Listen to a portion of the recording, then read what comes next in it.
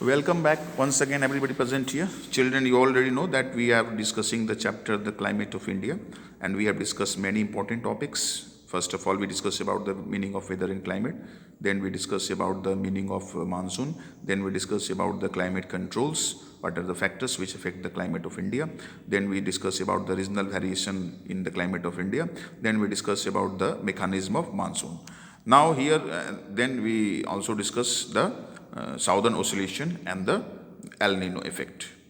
So after discussing all these major topics, now here we are on the verge of discussing the topic the seasons, the different seasons. Bharat में कौन कौन सी अलग अलग ऋतुएं मिलती हैं. द मानसून टाइप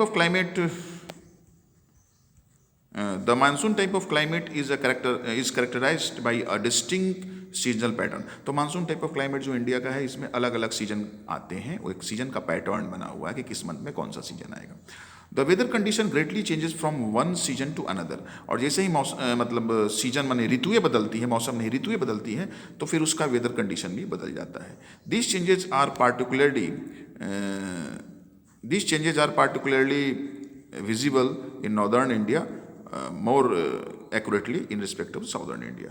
तो नॉर्दर्न इंडिया में सीजन का बहुत ज़्यादा परिवर्तन होता है in respect to south India in terms of temperature. तो जहाँ तक सीजन चेंज होते हैं तो टेम्परेचर में कितना परिवर्तन होता है भारत में अलग अलग सीजन्स में, तो नॉर्थ इंडिया में ये परिवर्तन ज़्यादा देखने को मिलता है क्योंकि वो समुद्र से दूर है. और साउथ इंडिया में मतलब गर्मी का मौसम और जाड़ा के मौसम के सीजन में टेम्परेचर का उतना डिफरेंस नहीं होता है. तो जहाँ तक सीजन चेंज होने पर टेम्परेचर डिफरेंस का बात है, तो नॉर्थ इंडिया में टेम्परेचर का डिफरेंस ज़्यादा मिलता है. और साउथ इंडिया में चूंकि समुद्र का प्रभाव रहता है, तो वहाँ गर्मी का मौसम और जाड़ा के मौसम में टेम्परेचर में उतना डिफरेंस नहीं मिलता है. और वर्षा में डिफरेंस देखने को मिलता है. There is quite distinct feature of change in the pattern of rainfall according to the change in season. In India there are more 4 main seasons. Bharat में 4 प्रमुख ऋतुएं हैं. द कोल्ड विंड सीजन मतलब शीत ऋतु या ठंड का मतलब ऋतु. दूसरा है हॉट वेदर सीजन माने गर्मी की ऋतु, ग्रीष्म ऋतु. द एडवांसिंग मानसून मतलब मानसून मतलब आगे बढ़ते हुए मानसून का सीजन या रेनी सीजन कहिए. एंड द रिट्रीटिंग मानसून लौटते हुए मानसून का सीजन या ऑटम सीजन कहिए. अलग अलग मंथ में ये आते हैं और इनका अलग अलग होता है.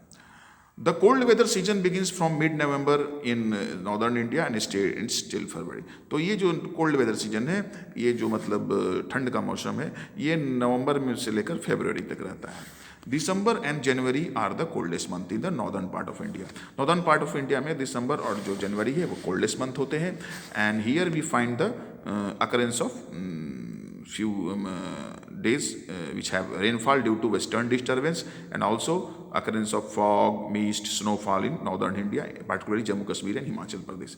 तो जनवरी और दिसंबर तो कोल्ड मंथ होते ही हैं. और इस महीने में मतलब होता क्या है कि नॉर्थ इंडिया में जैसे जम्मू कश्मीर हिमाचल प्रदेश में बर्फबारी होती है, ठंडी हवाएं चलती हैं, फॉग होता है, कुहरा बनता है. तो इससे क्या होता है कि मतलब धुंध हो जाता है. तो आप ये सब कुछ फीचर्स हैं नॉर्थ इंडिया में. साउथ इंडिया में उतना ऐसा फीचर्स नहीं मिलता है. The weather is normally marked by clear sky, low temperature and low humidity. तो आकाश में धूप भी कभी कभी खिलती है. मतलब तक 15 जनवरी तक तो धूप नहीं रहती है. उस समय क्या होता है कि वेस्टर्न डिस्टर्बेंस आता है, और वेस्टर्न डिस्टर्बेंस आने से ये होता है कि थोड़ा बारिश भी हो जाती है. और ये मेडिटेरियन ओशन से आता है. वेस्टर्ली जेट स्ट्रीम इसमें हेल्प करता है. 1-2 दिन बारिश, 3 दिन बारिश होती है. बादल छाए रहते हैं. लोग कहते हैं मकर संक्रांति तक बारिश मतलब बादल छाए रहते हैं. तो ये रबी की फसल के लिए बारिश जो होती है काफ़ी इम्पोर्टेंट होती है. और इसमें मतलब क्लियर स्काई होते हैं और मतलब जो है लो ह्यूमिडिटी होती है, लो टेम्परेचर होता है. The peninsular reason does not have a well defined cold season. तो पेनिनसुलर रीजन में, पेनिनसुलर इंडिया में 20 डिग्री तक टेम्परेचर मिल जाता है, इसलिए वहाँ पर मतलब कोल्ड का उतना इफेक्ट नहीं मिलता है. विंटर सीजन में आप देख लीजिए कि लोग ठंड से बचने के लिए क्या करें. फॉग है, दिल्ली का फोटो है तो फॉग है, मतलब मिस्ट भी होता है, धुंधला होता है, कुहासा होता है, जिससे ट्रेनें भी बहुत लेट चलती है. अभी कोरोना काल में ट्रेनें बंद हैं, लेकिन ऐसे ट्रेन 10-10 घंटा 8-8 घंटा लेट होती है फॉग के चलते. इंटरनेशनल एयरपोर्ट पर फ्लाइट भी मतलब लैंडिंग और टेक ऑफ में प्रॉब्लम्स होता है, कुहारा होता है, कुहासा होता है. अब अगला सीजन जो है वो आपका है समर सीजन. तो समर सीजन क्या है? The hot weather season begins from March and continues up to the May. तो हॉट सीजन है, गर्मी का मौसम है, ये मार्च से शुरू होता है और मई तक टिकता है। In the March the highest temperature is about 38 degree recorded in Deccan प्लेटू।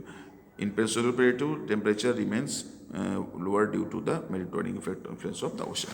तो ये जो है मार्च से मई तक रहता है। Temperature starts to rise from the month of March. तो मार्च से ही टेम्परेचर बढ़ने लगता है and it is found up to 40 and 45 degree in northern India. तो मार्च से टेम्परेचर बढ़ते बढ़ते 40-45 डिग्री सेंटीग्रेड तक मतलब नॉर्दर्न इंडिया में पहुंच जाता है। साउदर्न इंडिया में थोड़ा सा रिलेटिवली लो टेम्परेचर मिलता है due to moderating effect the ocean. The striking feature of this season is the hot gusty wind blowing in the northern plain. तो इस समय भारत के उत्तरी मैदानों में एक गर्म हवा चलती है जिसका नाम है लू। लोकल विंड से, इस लोकल विंड का नाम है लू और ये मतलब काफ़ी फैटाल्स भी होती है, इससे लू लगने से लोग मर भी जाते हैं। The other striking feature is the dust storms in northern India accompanied by little bit of rainfall and it is knoll can काल बैसाखी इन वेस्ट बंगाल। तो नॉर्दर्न इंडिया में इस समय धूल भरी आंधियाँ चलती है, थोड़ी बड़ी बारिश हो जाती है, बर्फ़ के ओले भी गिरते हैं, बड़े बड़े बच्चे उसको मतलब कलेक्ट भी करते हैं, तो उसका नाम काल बैसाखी वेस्ट बंगाल में पड़ता है। And at the end of this season, जब मई का लास्ट समय आता है तो साउथ इंडिया में कर्नाटका केरला में थोड़ा बारिश होती है, इसे प्री मानसून शुगर कहते हैं, मानसून आने के पहले की बारिश, और उससे आम भी वहाँ पकते हैं। तो ये हॉट वेदर सीजन है, मार्च से मई तक रहता है। नॉर्दर्न इंडिया में हाई टेम्परेचर मिलता है, 40 एवरेज टेम्परेचर 45 डिग्री सेंटीग्रेड तक। साउथ इंडिया में थोड़ा सा रिलेटिव कम मिलता है और भारत के उत्तरी मैदानों में लू चलती है, धूल भरी आंधियाँ उठती है, तो उसे काल बैसाखी कहते हैं मतलब वेस्ट बंगाल में, और प्री मानसून सुअर होता है आपका कर्नाटका और केरला में। ये हॉट वेदर सीजन है, लू का दिखाया हुआ है। अब है आपका एडवांसिंग मानसून सीजन। तो ये एडवांसिंग मानसून सीजन शुरू होता है। मानसून कहाँ से आता है तो आपको पहले ही डिस्कस किया जा चुका है, वो साउथ ईस्ट ट्रेड विंड ही होती है जो इक्वेटर को क्रॉस करने के बाद साउथ वेस्ट मानसून बनकर इंडिया में इंटर करती है। तो होता क्या है कि आप यहाँ देखिए, during the month of season there is high temperature in north west part of India and there becomes a low pressure region. तो जून आते आते टेम्परेचर नॉर्थ वेस्ट इंडिया में काफ़ी बढ़ जाता है और आपका यहाँ पर राजस्थान के ऊपर लो प्रेशर एरिया बन जाता है। तो अब इससे क्या होता है कि मतलब अब समुद्र की तरफ से हवा इसकी तरफ चलती है। अब देखिए, ये साउथ ईस्ट ट्रेड विंड है, ये इक्वेटर को क्रॉस करती है, उसके बाद वो रेड कलर से दिखाया गया साउथ वेस्ट मानसून बन करके इंडिया की तरफ आ रही है।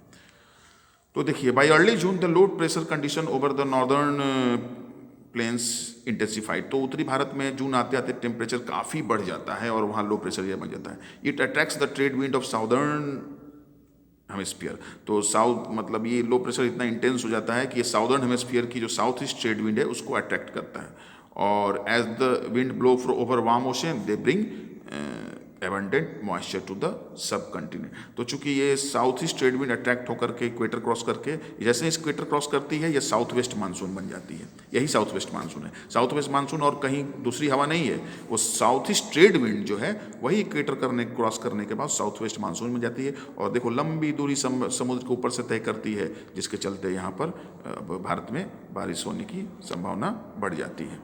तो इसको हम लोग फिर डिस्कस कर रहे हैं। Another this is the inflow of the southwest monsoon in Indian brings about a total change in the weather. तो जैसे ही मानसून आता है वो भाप से भरी होती है और उसको हिमालय पहाड़ रोक देता है, तो भारत में रेनी सीजन चालू हो जाता है।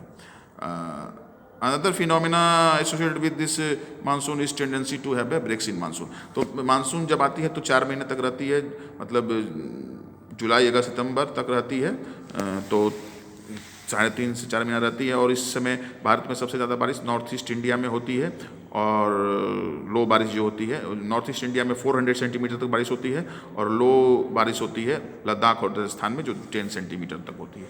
The striking feature is that there is break in monsoon. Monsoon की बारिश लगातार नहीं होती, उसमें ब्रेक होता है, जिसे dry spell and hot spell कहते हैं। तो ये मानसून सीजन के बारे में है। और विथड्रॉल ऑफ मानसून, ये this season extends from November to October November are the main months in which this season extends. Retreating monsoon मतलब केवल अक्टूबर नवंबर में ही रहती है, and due to the apparent movement of the sun toward south, तो अब इस समय साउदर्न इंडिया की तरफ वर्टिकल सन रेज आने लगते हैं, जिसके चलते नॉर्दर्न इंडिया में जो लो प्रेशर बना था राजस्थान के ऊपर अब हाई प्रेशर हो जाता है, and there is high pressure on the Indian ocean, so the monsoon starts to withdraw. तो राजस्थान के ऊपर हाई प्रेशर हो गया और इंडियन ओशन में लो प्रेशर हो गया, तो मानसून विंड्स अब लौटना शुरू कर देती है। By beginning of October the monsoon withdraw from the northern plains, तो उत्तरी भारत में ये अक्टूबर के शुरुआत से समाप्त हो जाती है, लौट जाती है। It is marked by clear sky in rise in temperature, तो जैसे ही मानसून लौटता है अक्टूबर के फर्स्ट वीक में नॉर्दर्न इंडिया से, तो वहाँ पर आकाश खुल जाता है, धूप खिलने लगती है थोड़ा सा, और चूंकि पूरा ज़मीन 3 महीने तक भीगा रहता है तो नमी ज़्यादा रहता है ज़मीन में, तो धूप खिलने से उसमें भाप बनने लगता है, तो इंटेंस हीटिंग होती है और राइज इन टेम्परेचर होता है, और ह्यूमिडिटी ज़्यादा रहने से अनबियरेबल वो कंडीशन बन जाता है, जिसका नाम पड़ता है अक्टूबर हीट। कुआर का घाम इसे कहते हैं, अक्टूबर हीट हो जाता है। And the India get transferred in the bay of Bengal by early November, ये मानसून जो है वो नवंबर तक साउथ इंडिया से भी, मतलब दिसंबर तक ये साउथ इंडिया से लौट जाता है। लेकिन ये जो लो प्रेशर एरिया है ये नॉर्थ वेस्ट इंडिया से हट करके अब बे ऑफ बंगाल में आ जाता है और वहाँ साइक्लोन उठते हैं। तो इस तरह से ये 4 सीजन है जिसके बारे में हम लोगों ने डिस्कस किया।